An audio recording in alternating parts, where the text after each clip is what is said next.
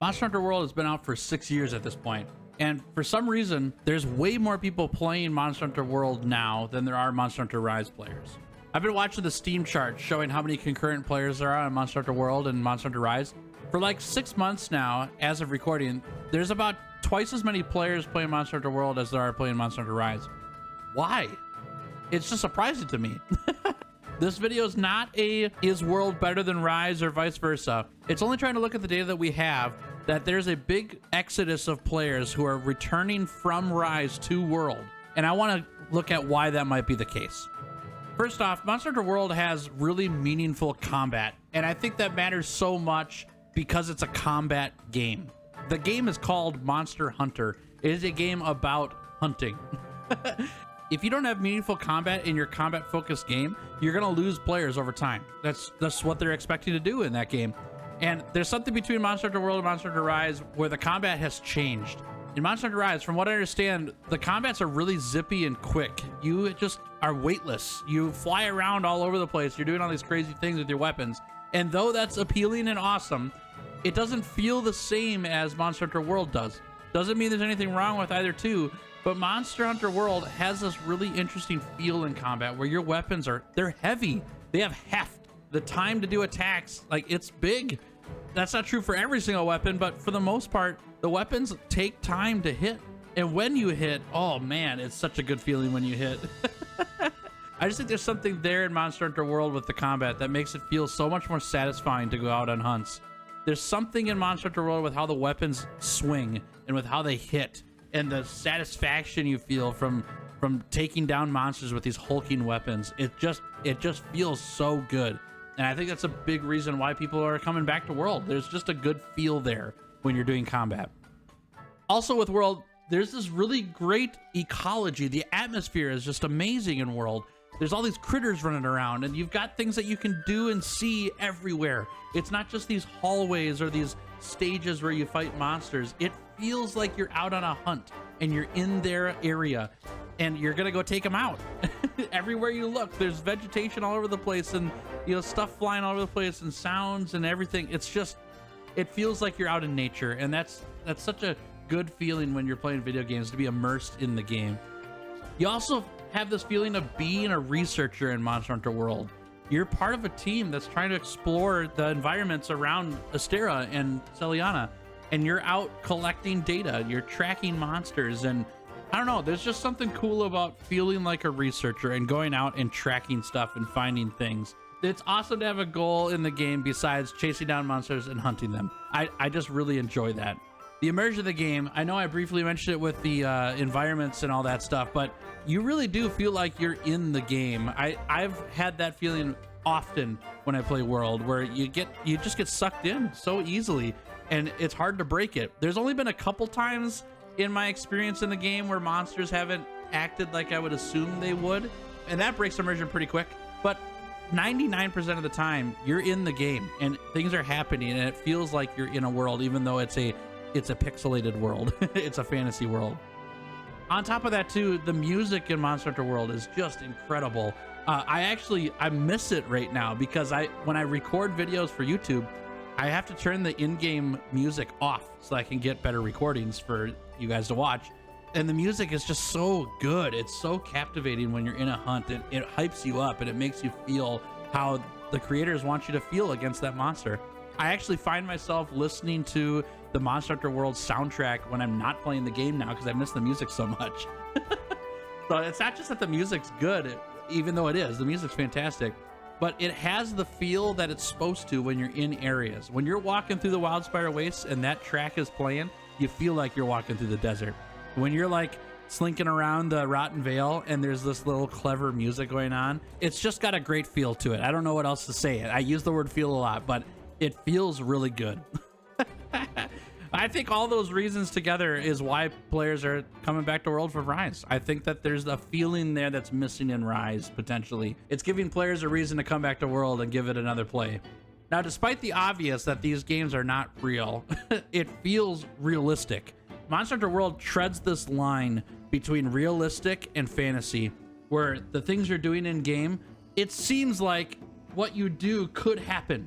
Now, obviously it cannot. There's no one wielding around this huge buster sword fighting monsters and flinging it around. It's just not happening. But it has the right feeling when you swing it that it could be that heavy, right? When you're out like jumping around with your dual blades and flying all over the air, like that's obviously not happening. It's not gonna happen. You can't do it. But it's just realistic enough that it's believable. And that believable feeling is the best feeling. Monster Hunter Rise has an interesting combat, like I mentioned before, where it's just so fast and zippy. And it's not a bad thing. It's just a different game. It's a different genre. And if you like the fast and zippy, wonderful. The point I'm trying to make is that World really nailed down the feel. And the feel is hard to come by in video games. It's really such a good thing to have that. The option that you have for playing with other people in Monster Hunter World is pretty awesome. They have the large group sieges where you can set up a server and have 16 players in your server and take down the same monster. No, you're not in the same hunt against the same monster. There's still only 4 players in a hunt, but you're all achieving the same goal, and what you do in each hunt with the different groups of 4 count for each other, and you earn rewards based on each other. Specifically for my Discord community, I host sieges for KT and Safi Jiva, and we do a contest every 2 weeks about who can slay the most of those monsters. And having that available where all of my Discord members who want to play can get on a server and hunt together is so nice.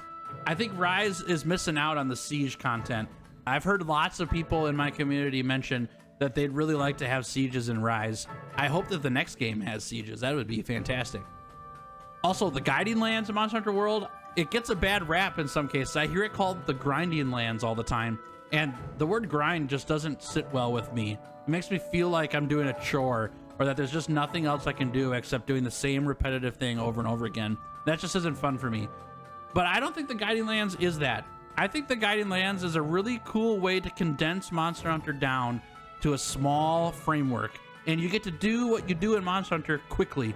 You don't have to worry about loading screens and going back and forth to talk to the handler and set up quests and all that stuff. You just go around and you go hunt a bunch of monsters. I think it's great. I think it's a really good end game system. It's something that you get to do when you've done the whole storyline, and it feels good to do. I really enjoy that. Now, I got a couple small things that I think matter for why players are leaving Monster Hunter Rise and coming to Monster Hunter World. They may not feel like that big of a deal, but this first one I feel like is actually bigger than it may seem.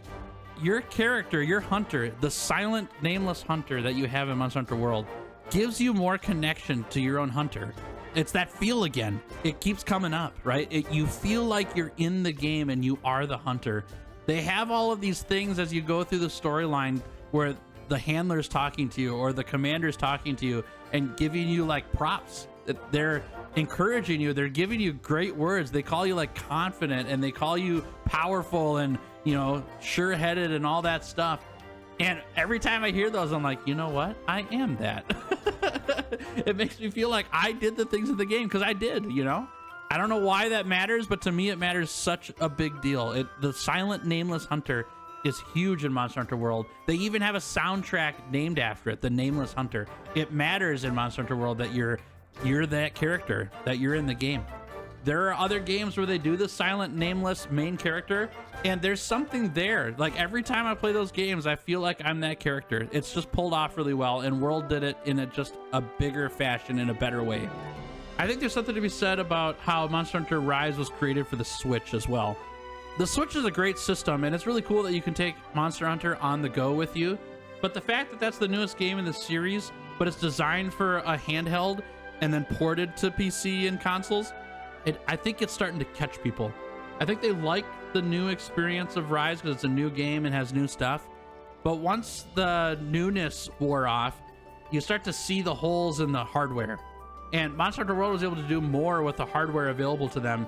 And it's just good. It just looks good. It runs well. It's compared to Rise, it just looks better. And I think that matters to people too. They're trying to get back into a game that looks nice. And this one's really small, but I really like this part of World. You have this item in World called a capture net, and it's there only for you to capture the little critters that are walking around the regions that you're in. And you become kind of like a Pokemon master where you collect all these critters and get a collection going and all that. And all of those things, the capture net and the creatures, they don't have to be in the game. They're not part of Monster Hunter in terms of the progression. You get nothing from them except a little thing in your book or trophies or whatever. They don't get you gear or items or anything like that. But it makes such a big difference when you're out searching the world, and whether you capture them or not. These little critters that make no difference in the game for you, but they're there and they're living in the world you're walking through, and they run away from you and they respond to where you're at. It's such a big deal. Even though it's such a small deal. It's this weird combination where if it weren't there, it would feel empty. And I think Rise has that issue where it feels empty, that there's something in the world that isn't there, maybe lots of things that aren't there, and it makes the world feel like it's just a hallway with a stage to fight on. I think that's starting to ring true for players as they return to World, where they want that living world experience as they go. There's a reason why Monster Hunter World sold really well. It's holding player bases that are large, even 6 years after release, because it's all these little things that add up. And when you put all those little things together side by side and put them into one game, and then take all of them out for the next game, it feels so different. And it's not that the core of the game is bad in either of them at all. They're both fantastic games. And the core gameplay is there. If you like the core gameplay and that's all you want, you're going to be just fine on either game.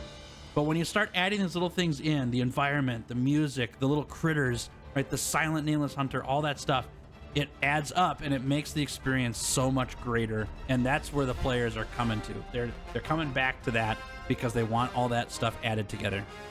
All right, I'll stop talking now. Let me know what I got wrong. What do I not know about this? What am I missing about why players are coming back to World? Let me know in the comments what you think. I would love to keep the conversation going around this and see what happens. Have a fantastic day, and I'll see you in the next one.